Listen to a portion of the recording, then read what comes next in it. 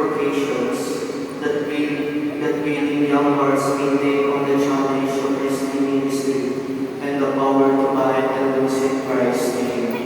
We pray to the Lord. Lord, hear our prayer. For missionaries, that the Lord may stand by their side and give them strength, so that through them the proclamation may be completed and all nations may hear the good news. We pray to the Lord. Lord, hear our prayer. For all who are well bound, whether by sickness, addiction, or external oppression, that with all of us pray fervently on their behalf, God's angels may lead them to freedom and new life. We pray to the Lord.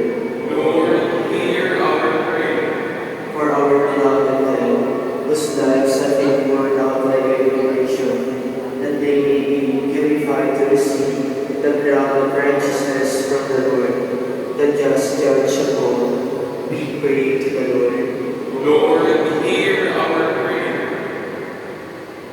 Almighty God and Father, hear the prayers of this community gathered in the faith of the apostles and helped by their intercession. We ask this through Christ our Lord. Amen. Please.